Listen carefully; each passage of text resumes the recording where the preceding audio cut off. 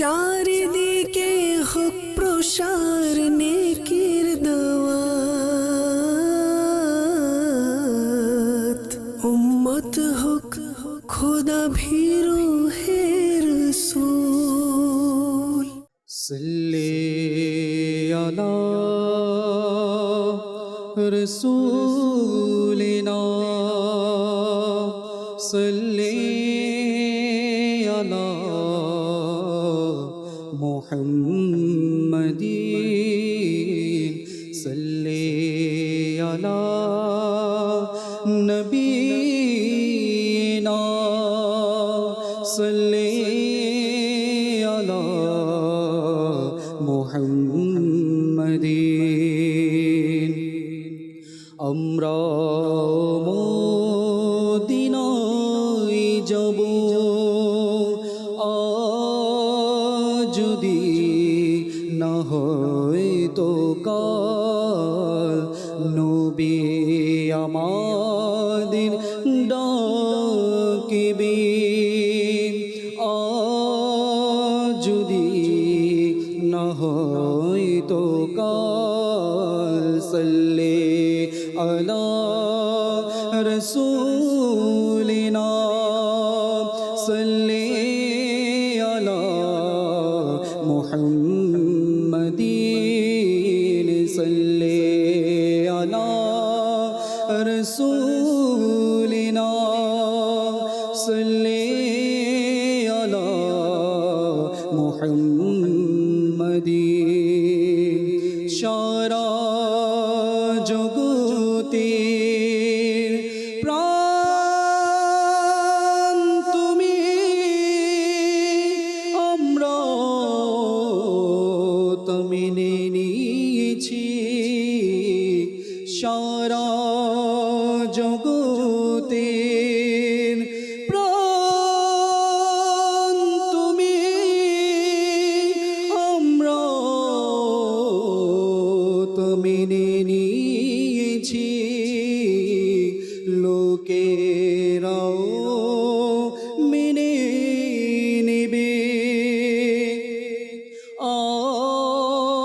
যদি না হয় তো কাল।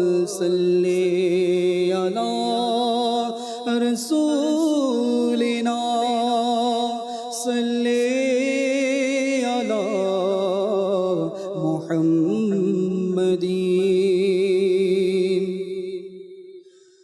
মাটি মদিনারি হলে উতিসরে গোতাতে আমি হতাম, পথে প্রিয় মদিনারি হলে তারে ধুলি কণা আমি হতাম।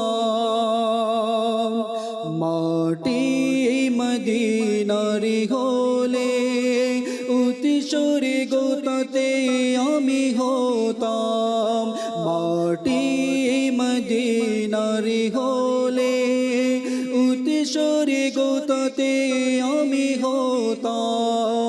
পথে প্রিয় মদিনারি হলে তারি ধুলি কণা আমি হতাম, তারে ধুলি কণা আমি হতাম, তারে ধুলি কণা আমি হতাম। মাটি মদিনারি হলে উতিসরে গোতাতে আমি হতাম। হতো যদি হয় মন দ্বারে ডেকেছেন হাজিরাত, হতো যদি হয় মন দ্বারে ডেকেছেন হাজিরাত, সেথায় উপস্থিতি হয়ে উতিসরে গোতাহার প্রতি হতাম। সেথায় উপস্থিতি হয়ে উতিসরে গোতাহার প্রতি হতাম। মাটি মদিনারি হলে উতিসরে গোতাতে আমি হতাম, পথ পথে প্রিয় মদিনার গলে তারি ধুলি কণা আমি হতাম আমার হৃদয়ের গতি হতো যদি ওই গম্বুজ আমার হৃদয়ের গতি হতো যদি ওই গম্বুজ ধুলি কণা হই আমি অতিশরে গোতাহর প্রতি হতাম ধুলি কণা হই আমি অতিশরে গোতাহর প্রতি হতাম মাটি মদিনার গলে অতিশরে গোতাতে আমি হতাম পথে প্রিয় মদিনার গলে তারি ধুলি কণা আমি হতাম পথে প্রিয় মদিনার গলে তারি ধুলি কণা আমি হতাম দুগজ জমিন মদিনার যদি আমি পেয়ে যেতাম দুগজ জমিন মদিনার যদি আমি পেয়ে যেতাম দুগজ জমিন মদিনার যদি আমি পেয়ে যেতাম বাসিন্দা হয়ে সেথায় চিরকাল আমি রয়ে যেতাম বাসিন্দা হয়ে সেথায় চিরকাল আমি রয়ে যেতাম মাটি মদিনার গলে অতিশরে গোতাতে আমি হতাম পথে প্রিয় মদিনার গলে তারি ধুলি কণা আমি হতাম বিরহে বেকুল হৃদয়কে আজো মানিয়ে রেখেছি ইয়া রাসূলুল্লাহ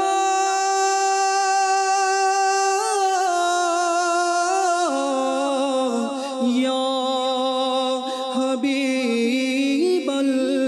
হাবিবাল্লাহ বিরহে বেকুল হৃদয়কে আজো মানিয়ে রেখেছি বিরহে বেকুল হৃদয়কে আজো মানিয়ে রেখেছি তা না হলে আমার মনকে কিভাবে আমি বুঝাতাম তা না হলে আমার মনকে কিভাবে আমি বুঝাতাম মাটি মদিনার গলে অতিশরে গোতাতে আমি হতাম মাটি মদিনার গলে অতিশরে গোতাতে আমি হতাম পথে প্রিয় মদিনার গলে তারি ধুলি কণা আমি হতাম পথে প্রিয় মদিনার গলে তারি ধুলি কণা আমি হতাম সাল্লু আলাল হাবিব সাল্লাল্লাহু তাআলা আলা মুহাম্মদ আলহামদুলিল্লাহ রাব্বিল আলামিন ওয়াসসালাতু ওয়াসসালামু আলা সাইয়্যিদিল মুরসালিন আম্মা বা'দ ফাআউযু বিল্লাহি মিনাশ শাইতানির রাজীম বিসমিল্লাহির রহমানির রহিম আসসালাতু ওয়াসসালামু আলাইকা ইয়া রাসূলুল্লাহ ওয়া আলা আলিকা ওয়া আসহাবিকা ইয়া হাবিবাল্লাহ আসসালাতু ওয়াসসালামু আলাইকা ইয়া নবী আল্লাহ ওয়া আলা আলিকা ওয়া আসহাবিকা ইয়া নূর আল্লাহ। আসুন প্রাণপ্রিয় ইসলাম ভাইয়েরা, আমরা বয়ান শোনার পূর্বে কিছু ভালো ভালো নিয়ত করে নিই। কেননা বান্দার নিয়ত তার আমলের চেয়ে উত্তম। যদি আমার আপনার নিয়ত সঠিক হয়, সওয়াবও তেমন পাওয়া যাবে। আর যদি নিয়তের মধ্যে কোনো ঘাটতি থাকে, তাহলে আমলের তেমন সওয়াব পাওয়া যাবে না। আসুন আমরা নিয়ত করি আল্লাহ এবং তার প্রিয় হাবিব সাল্লাল্লাহু আলাইহি সাল্লামের সন্তুষ্টি অর্জনের জন্য, সওয়াব অর্জনের জন্য এবং যা কিছু শিখবো তার উপর আমল করার জন্য যদি সম্ভব হয় অপর কাছে পৌঁছে দেওয়ার নিয়তে ইনশাআল্লাহ আমরা শুরু থেকে শেষ পর্যন্ত ইজতিমায় অংশগ্রহণ করবেন ইনশাআল্লাহ। মাদানী চ্যানেল যারা দেখছেন, আপনারাও নিয়ত করে নিন ইজতিমার যে বরকতগুলো রয়েছে সেই বরকতগুলো আপনারাও অর্জন করবেন। দুরূদ পাক পাঠ করার অসংখ্য ফাজিলাত ও বরকত বিভিন্ন কিতাবের মধ্যে বর্ণিত রয়েছে। হাদিসে পাকের মধ্যে আল্লাহর নবী সাল্লাল্লাহু তাআলা আলাইহি ওয়া সাল্লাম ইরশাদ করেন, মান সাল্লা আলাইয়া মিআতান কাতাবাল্লাহু বাইনা আইনাইহি বারাআতাম মিনান নিফাকি ওয়া বারাআতাম মিনান নার ওয়া আসকানাহুল্লাহু ইয়াউমাল কিয়ামাতি মা'আশ শুহাদা। আল্লাহর নবী সাল্লাল্লাহু আলাইহি সাল্লাম ইরশাদ করেন, যে ব্যক্তি প্রতিদিন আমার প্রতি 100 বার দুরূদ পাক পাঠ করবে, আল্লাহ পাক তার দু চোখের মাঝখানে তথা কপালের মধ্যে লিখে দিবেন বারাআতাম মিনান নিফাকি ওয়া বারাআতাম মিনান নার। এই ব্যক্তিটি নিফাক এবং জাহান্নামের আগুন থেকে মুক্ত। শুধু তাই নয়, ওয়া আসকানাহুল্লাহু ইয়াউমাল কিয়ামাতি মা'আশ শুহাদা। এই ব্যক্তিকে আল্লাহ সুবহানাহু ওয়া তাআলা কিয়ামতের ময়দানে শহীদগণের সাথে রাখবেন। সুবহানাল্লাহ। শহীদদের ব্যাপারও রয়েছে, তারা জান্নাতি, তারা সিদ্দিক, তারা শহীদ, তারা আল্লাহ পাকের নৈকট্যতম বান্দা। যদি তাদের সাথে আমাদের হাসর হয়, তাদের সাথে আমাদের অবস্থান হয়, অবশ্যই আল্লাহ পাক আমাদের ভাগ্যেও ভালো কিছু রাখবেন। এর জন্য আমাদের করণীয় হচ্ছে বেশি পরিমাণে দুরূদ পাক পাঠ করা। সাল্লু আলাল হাবিব সাল্লাল্লাহু তাআলা আলা মুহাম্মদ সাল্লাল্লাহু তাআলা আলাইহি ওয়া সাল্লাম। প্রাণপ্রিয় ইসলামী ভাইয়েরা, মুসলমানদের কিছু গুণ আছে, কিছু বৈশিষ্ট্য আছে, যে বৈশিষ্ট্যর কারণে, যে গুণের কারণে এমন একাধিক অমুসলিম ইসলামের ছায়াতলে প্রবেশ করেছে। এমন কিছু বৈশিষ্ট্য আছে যে বৈশিষ্ট্যের কারণে, যে গুণের কারণে একাধিক নাফরমান ব্যক্তি তওবা করে আল্লাহ পাকের আনুগত্যশীল হয়ে গিয়েছে। এমন অসংখ্য ব্যক্তি রয়েছে এ সকল গুণের কারণে, এ সকল বৈশিষ্ট্যের কারণে তারা হেদায়েতের পথ পর্যন্ত পেয়ে গিয়েছে। এমন একটি গুণ, যে গুণের কারণে আল্লাহু আকবার, মুশরিক মুনাফিক যারা ছিল তারা ইসলামের ছায়াতলে চলে এসেছে। তোর মধ্যে একটি বিষয় হচ্ছে সত্যবাদিতা। বিষয়টি কি? সত্যবাদিতা।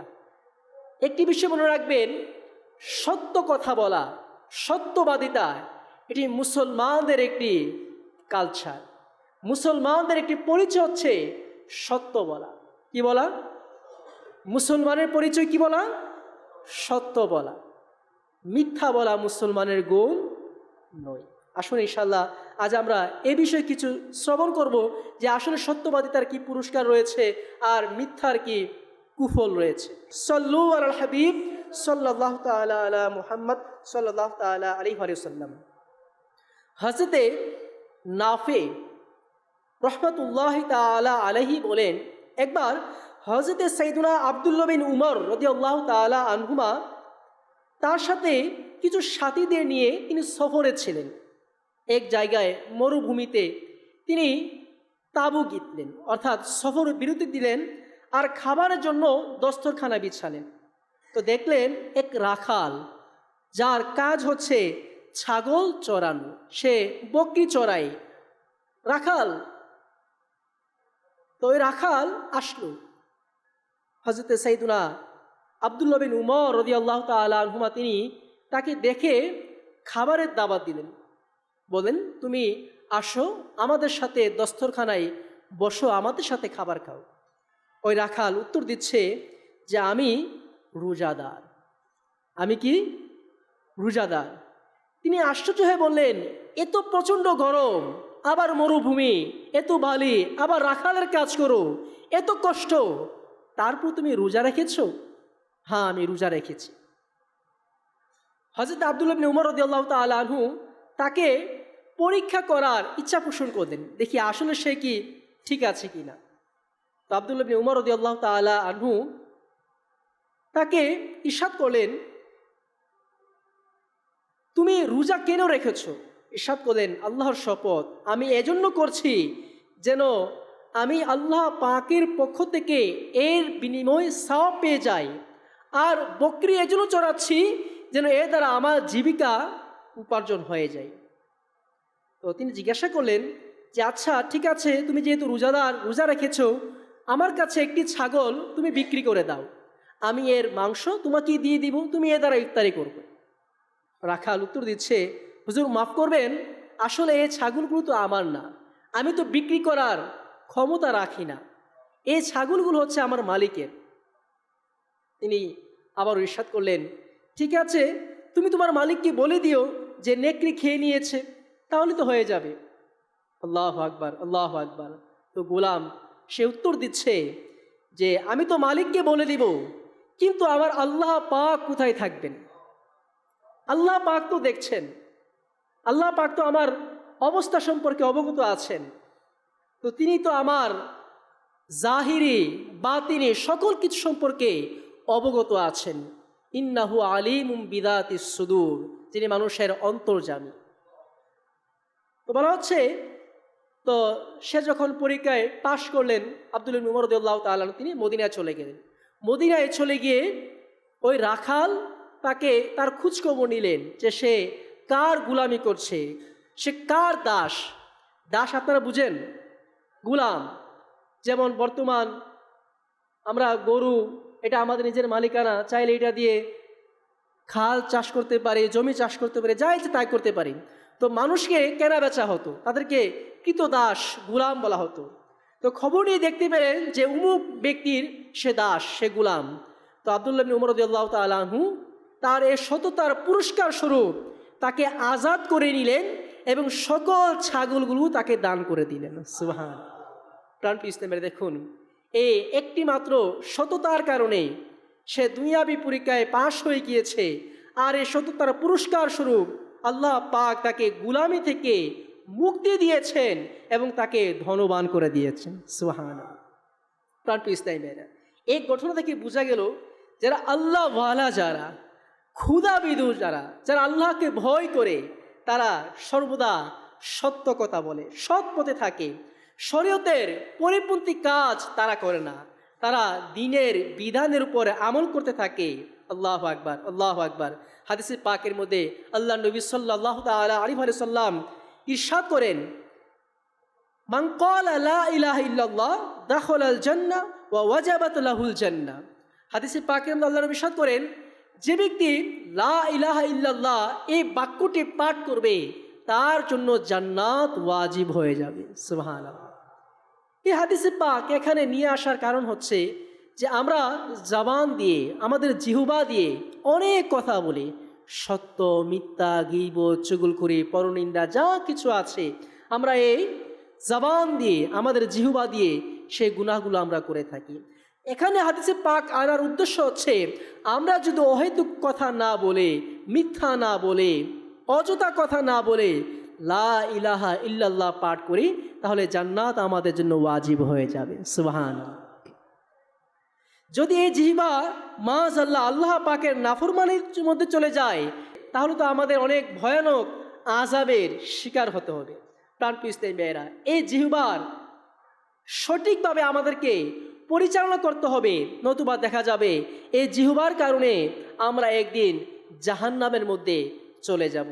হাদিসের পাকের মধ্যে আল্লাহ নবী সাল্লাল্লাহু তাআলা আলাইহি ওয়াসাল্লাম ইরশাদ করেন, মানুষের অধিকাংশ পাপ তার জিহ্বার কারণে হয়ে থাকে। কিসের কারণে? জিহ্বা, এই জবান, এই জবানের কারণে মানুষ অধিকাংশ গুনাহ করে। দেখবেন সমাজের মধ্যে মারামারি কেন হয় জানেন?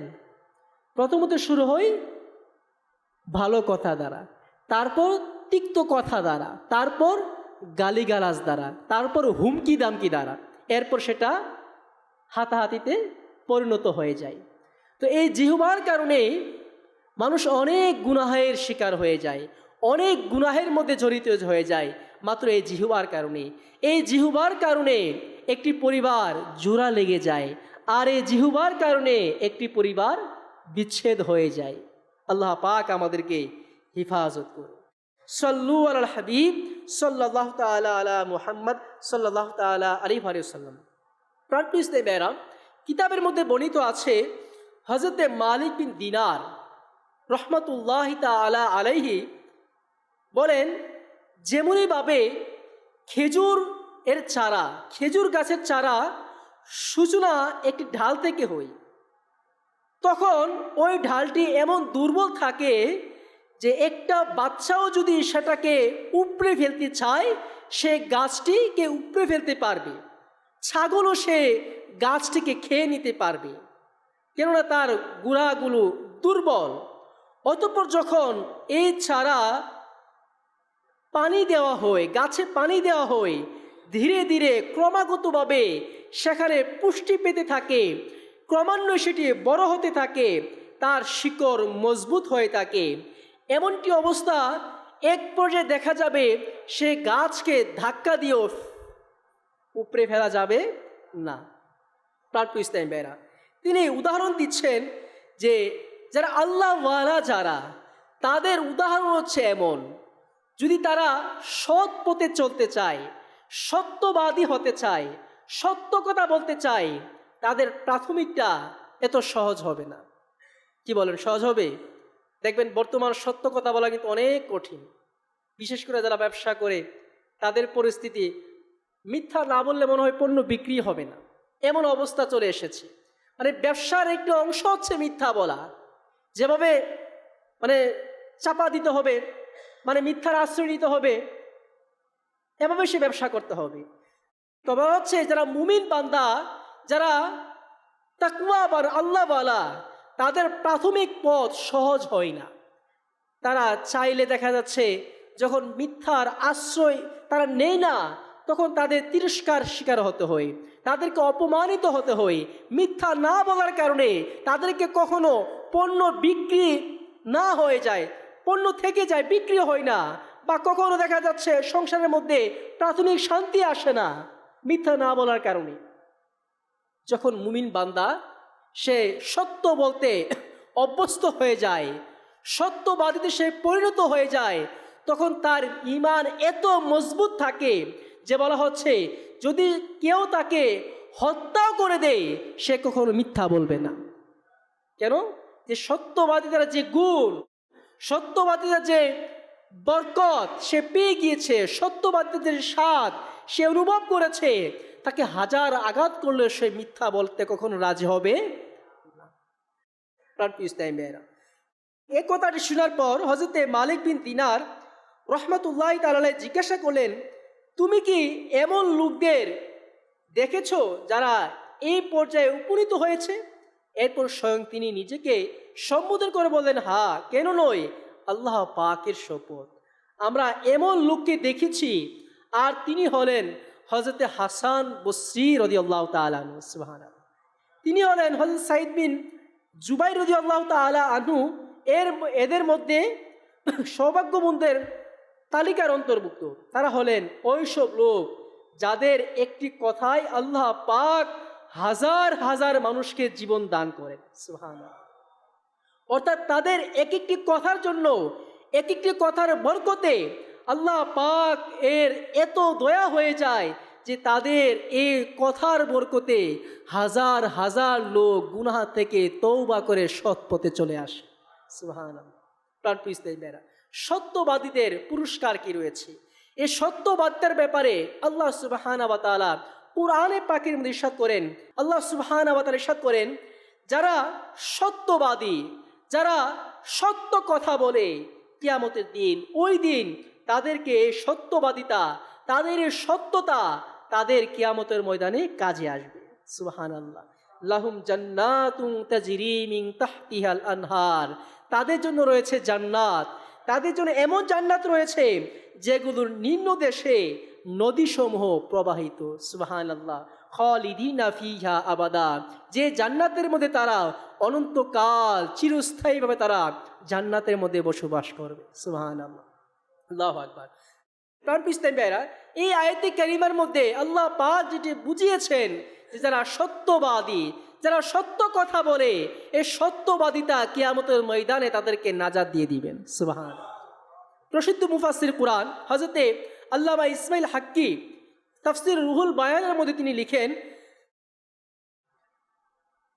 সত্য কথা সত্য বলা লোকদের কিয়ামতের দিন সত্যতা উপকারে দিবে।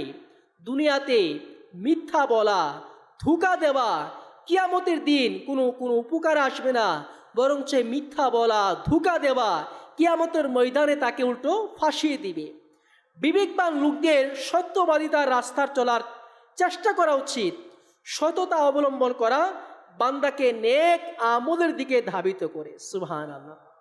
দেখবেন যারা সত্য কথা বলে, সত্যবাদী, মানুষের হক নষ্ট করে না, কথার খেলাপ করে না, দেখবেন তারা যদিবা প্রাথমিক পর্যায়ে নামাজ তেমন একটি পড়ে না, শরীয়তের আমল তেমন একটি করতে পারে না, কিন্তু তার মধ্যে সত্যবাদিতা আছে। কি আছে?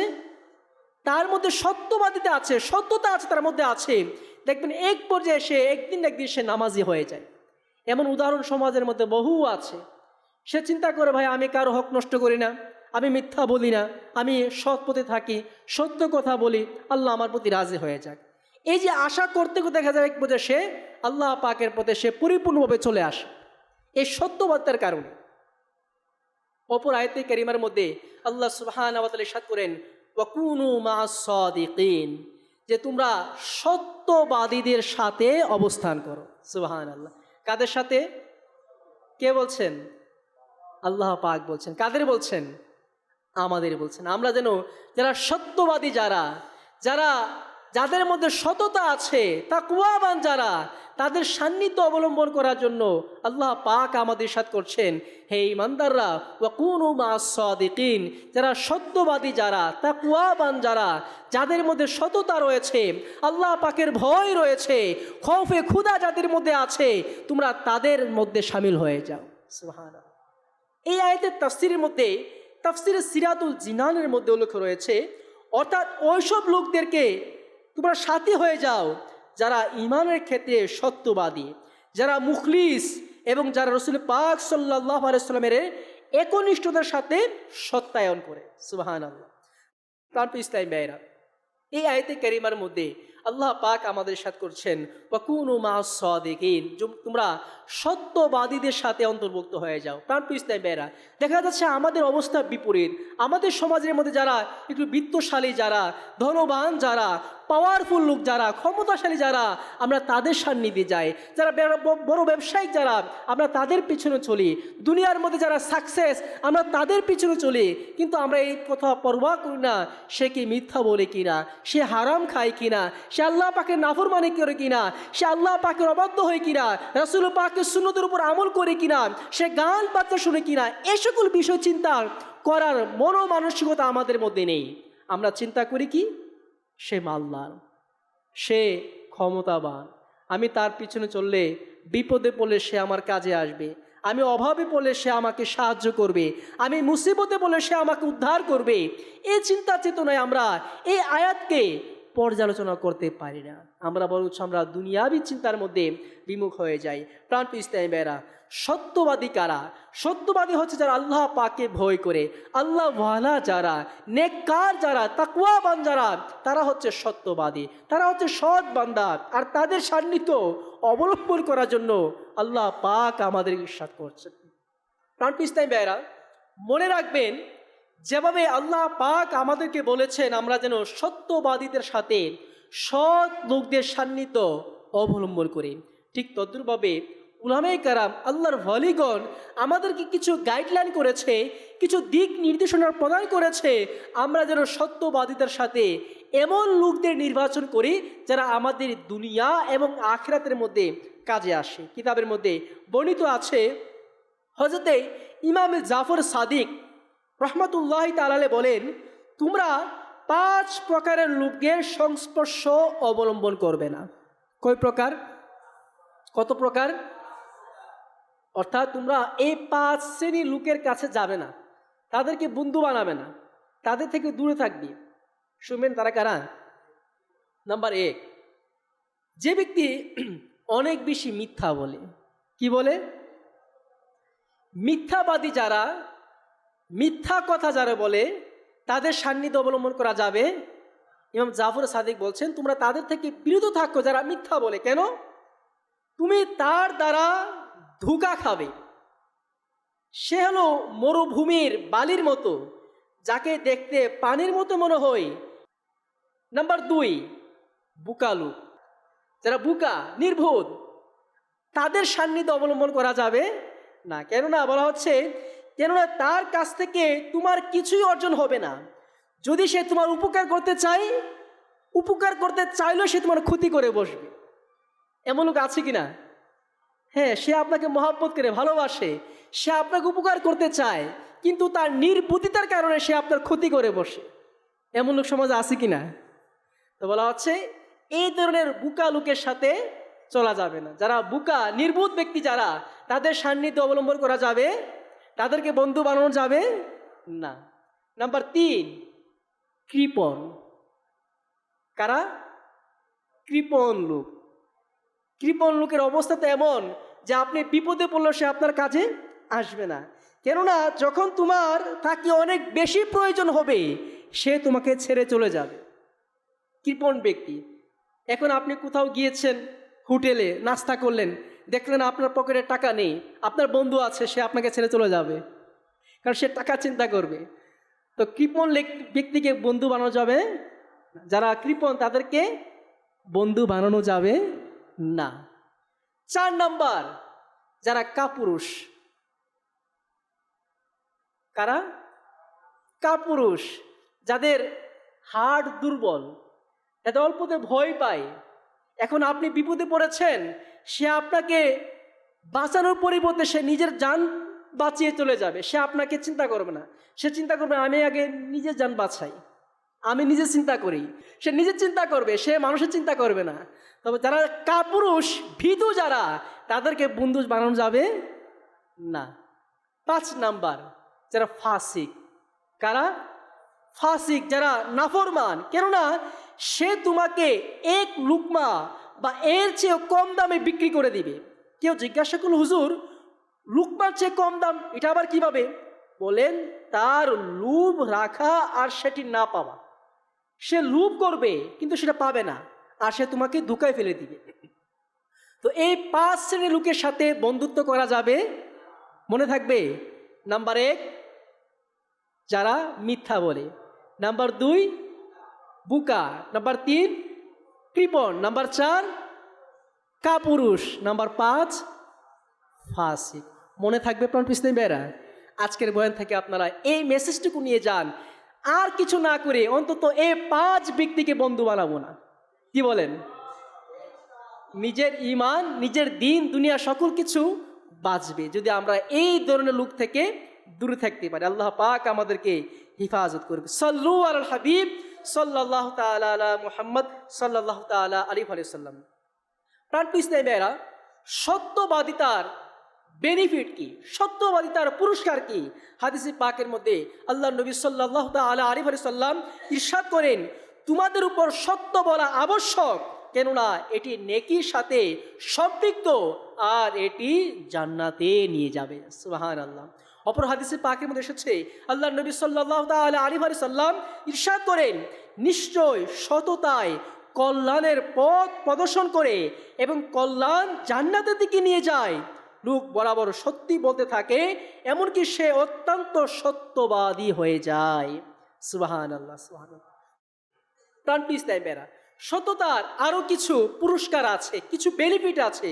কিতাবের মধ্যে বর্ণিত রয়েছে যে সত্য কথা বলা এটি নেকির কাজ, সত্য কথা বলা জান্নাতে নিয়ে যাওয়ার মতো কাজ, সত্য কথা কল্যাণের দিকে নিয়ে আসে, সত্য কথা কল্যাণ পাওয়ার মাধ্যম, সততা জান্নাতি আমল, সততা দুনিয়া থেকে মুক্তির আমল, সততা অন্ধকার কবর থেকে মুক্তির মাধ্যম, সততা আখিরাতে মুক্তি প্রদান করবে, কবরকে আলোকিত করবে, সমাজে আলো ছড়িয়ে দিবে, সমাজকে সুন্দর করবে, মানসিক প্রশান্তি দান করবে, সততা মানুষের বিশ্বাস অর্জন করবে, লেনদেনে বরকত অর্জন হবে, ব্যবসার মধ্যে বরকত হবে।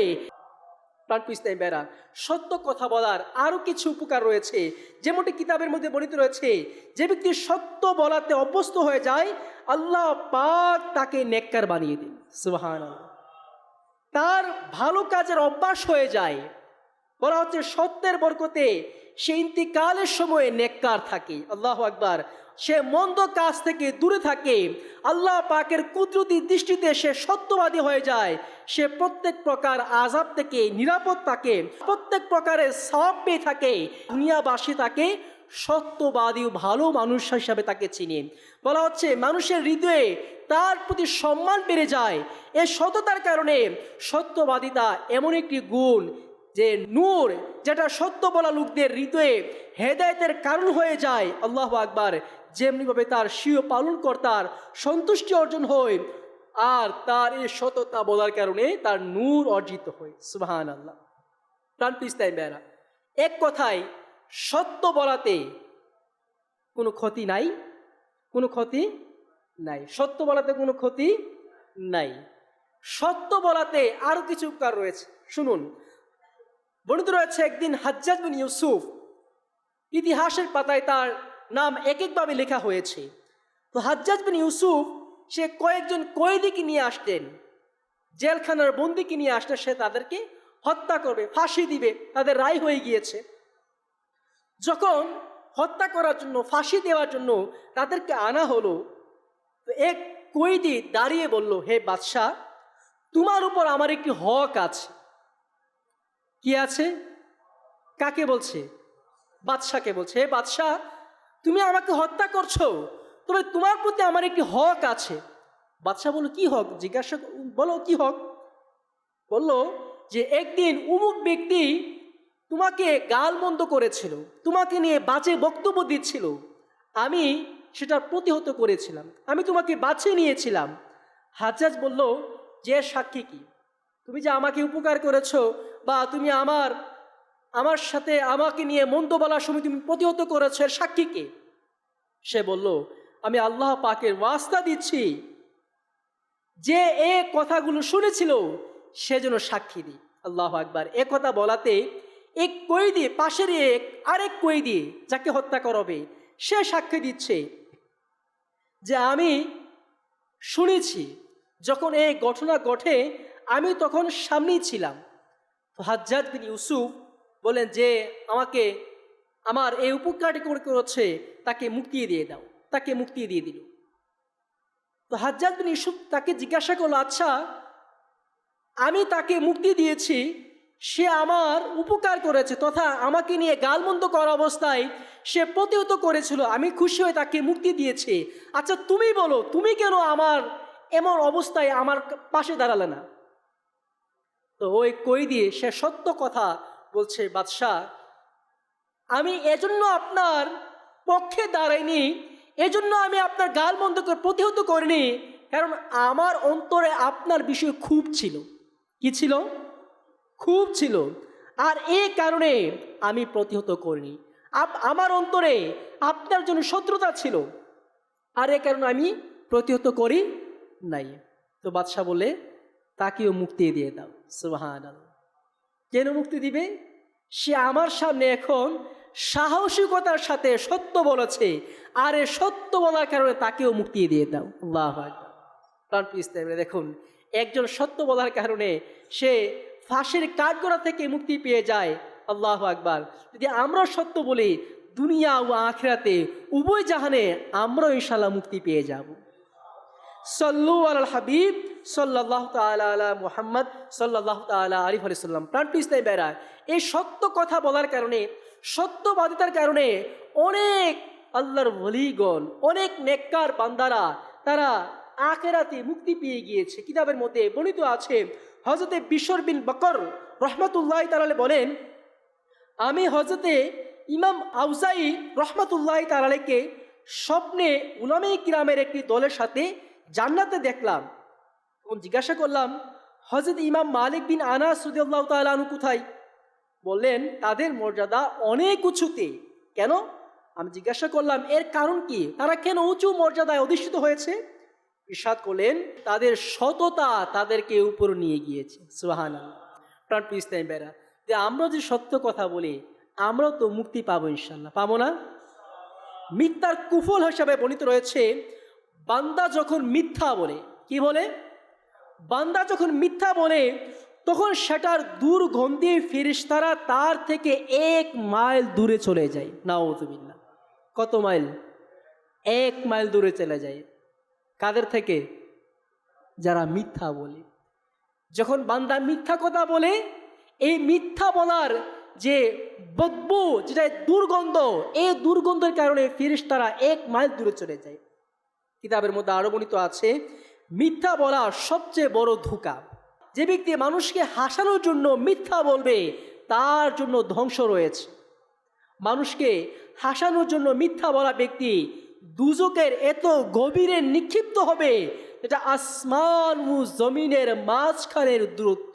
আল্লাহু আকবার।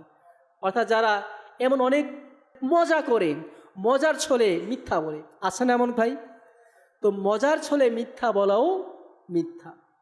কথা মনে রাখবেন, হাসি তামাশা করে, হাসি ঠাট্টা করে মিথ্যা বলাও কি মিথ্যা। যে ব্যক্তি মানুষকে হাসানোর জন্য মিথ্যা বলবে, সে জাহান্নামের এত গভীরে নিক্ষিপ্ত হবে, বলা হচ্ছে এর গভীরতা আসমান এবং জমিন। আর এই মিথ্যা বলার কারণে সে ধ্বংসের মধ্যে পড়ে যাবে। আল্লাহ পাক আমাদেরকে হিফাজত করুন। প্রাণপ্রিয় ইসলামী ভাইরা, এই সত্য কথা বলা এটা মুমিনের গুণ। কাদের গুণ? মুমিনের গুণ। আর যারা মিথ্যা যারা বলে, মিথ্যা হচ্ছে মুনাফিকের আলামত। কিসের আলামত? কিসের আলামত? মুনাফিকের আলামত 3টি। ইদা হাদ্দাসা কাযাবা, যখন সে কথা বলবে মিথ্যা বলবে। মুমিন কখনো মিথ্যা বলতে পারে না। প্রাণপ্রিয় ইসলামী ভাইরা, মুনাফিকের ব্যাপারে বলা হচ্ছে, যারা মুনাফিক তাদের স্থান জাহান্নামের সবচেয়ে নিকৃষ্ট স্থানে হবে, যারা মুনাফিক যারা। আর এই মুনাফিকের একটি আলামত হচ্ছে মিথ্যা বলা।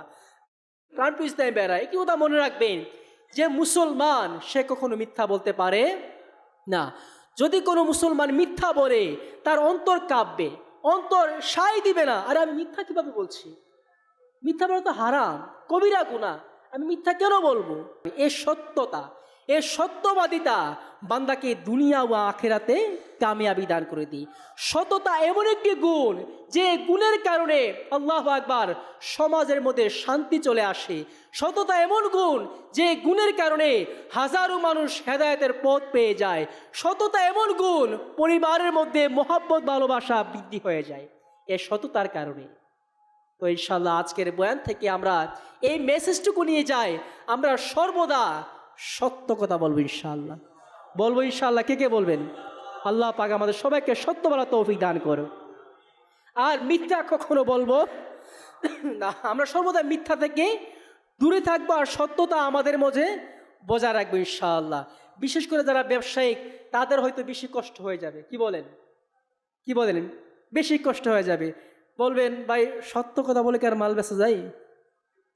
বলবে, যদি আমি বলি ভাই কিনে আনছি 10 টাকা দা, ওই কি 12 টাকা দিয়ে নিবে? মানে এমন কনসেপ্ট থাকে। প্রাণপ্রিয় ইসলামী ভাইরা, যারা ব্যবসায়িক আরও আসে না ভাই, আপনি একাই ব্যবসায়িক না, দুনিয়াতে আরও অনেক ব্যবসায়িক আছে না? দেখবেন অনেক অমুসলিম রাষ্ট্র আছে, তাদের নীতি এমন, তারা ব্যবসার মধ্যে মিথ্যা বলে না। কিন্তু দেখা যাচ্ছে আমাদের বর্তমান সমাজে মুসলমানদের মধ্যে একটি শ্রেণী আছে যারা মিথ্যার আশ্রয় নেই। প্রাণপ্রিয় ইসলামী ভাইরা, মিথ্যা বলে এই যে হারামভাবে পণ্য বিক্রি করা, এটা কখনো উচিত হবে না। তো প্রাণপ্রিয় ইসলামী ভাইরা, দেখা যাচ্ছে আপনি 10 টাকা বেশি পেয়েছেন মিথ্যা বলে, কিন্তু অপর দিক দিয়ে আপনার 20 টাকা চলে যাবে, আপনি বলতেও পারবেন না। যেমন ডাক্তার, অসুস্থতা, অ্যাক্সিডেন্ট, এগুলো হয় কি না? সরকারি মামলা, ট্যাক্স, কর, এগুলো আছে কি না? দেখবেন বিভিন্ন বাহানায় আপনার টাকা ঠিকই চলে যাবে। একমাত্র সত্যবাদিতার মধ্যে বরকত রয়েছে। কিসের মধ্যে বরকত আছে ভাই? সততার মধ্যে, সত্যবাক্যের মধ্যে বরকত আছে। মিথ্যার মধ্যে কখনো বরকত হারামে কিভাবে বরকত থাকবে ভাই? আপনি যদি মিথ্যাকে হারাম মনে করেন, বিষয়টাকে হারাম মনে করেন, তখন তো আপনার কনসেপ্ট এমনিতে হয়ে যাবে। হারামে আবার কিভাবে বরকত হতে পারে? কি বলেন? হারামে বরকত আছে? নাই। হারামে কখনো বরকত হতে পারে? ব্যবসা হালাল জিনিস, ব্যবসা হালাল। আহাল্লাহুল বাইআ ওয়া হাররামা রিবা। আল্লাহ পাক এই ব্যবসাকে হালাল করেছেন, আর এই ব্যবসার মধ্যে বরকত দান করেছেন। কিন্তু আমি আপনি বরকত দিতে পারছি না, আমার আচরণের কারণে, আমার সিচুয়েশনের কারণে আমি সেই বরকত অর্জন করতে পারছি না। দেখবেন অনেক ব্যবসায়ীর কাছে অভিযোগ করে, হুজুর মাল বিক্রি হয় না, ব্যবসার অবস্থা খারাপ, দোয়া করেন। খালি দোয়া চাই, দোয়া চাই, কিন্তু সত্য বলে না, মিথ্যা বলতেই থাকে, হারাম করতেই থাকে। আল্লাহ পাক আমাদেরকে হিফাজত করুন। আমরা যা কিছু শুনেছি আল্লাহ পাক আমাদেরকে এর উপর ভরপুর আমল করার তৌফিক দান করুন। আমিন বিজাহি নবিল আমিন সাল্লাল্লাহু আলাইহি সাল্লাম। সল্লু আলাল হাবিব সাল্লাল্লাহু তাআলা আলা মুহাম্মদ সাল্লাল্লাহু তাআলা আলাইহি ওয়া সাল্লাম। প্রাণপ্রিয় ইসলামী আসুন, দাওয়াত ইসলামের সাপ্তাহিক যে ইজতিমাগুলো পাঠ করা হয়, এই ইজতিমার যে দুরূদ শরীফগুলো ইনশাআল্লাহ আজকে আমরা পাঠ করে নিই। হযরত সাইয়্যিদুনা আনাস রাদিয়াল্লাহু তাআলা আনহু থেকে বর্ণিত, রাসূল পাক সাল্লাল্লাহু আলাইহি ওয়াসাল্লাম ইরশাদ করেন, যে ব্যক্তি এই দুরূদ শরীফ পাঠ করবে, যদি সে দাঁড়ানো থাকে তাহলে বসার পূর্বে, আর যদি বসা থাকে তাহলে দাঁড়ানোর পূর্বে তার গুনাহ ক্ষমা হয়ে যাবে।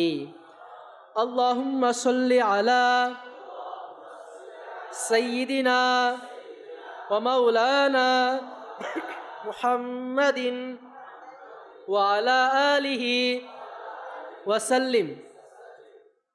যে ব্যক্তি এই দুরূদ শরীফ পাঠ করবে তার জন্য রহমতের 70টি দরজা খুলে দেওয়া হবে।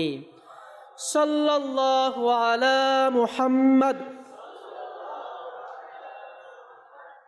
হযরতে আহমদ সাবি রাহমাতুল্লাহি তাআলা আলাইহি কতিপয় বুজুর্গ থেকে বর্ণনা করেন, এই দুরূদ শরীফ পাঠকারীর জন্য 6 লক্ষ বার দুরূদ শরীফ পাঠ করার সওয়াব দান করা হবে।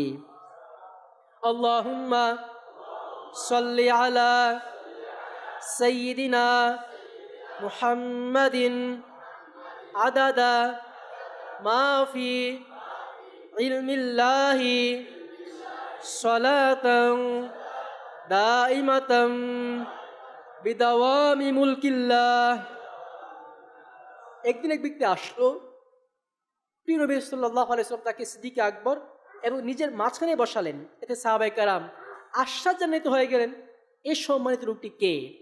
যখন তিনি চলে গেলেন, ইরশাদ করলেন, যখন সে আমার প্রতি দুরূদে পাক পাঠ করে তখন এভাবে পাঠ করে, আল্লাহুম্মা সাল্লি আলা মুহাম্মাদিন কামা তুহিব্বু ওয়া তারদা।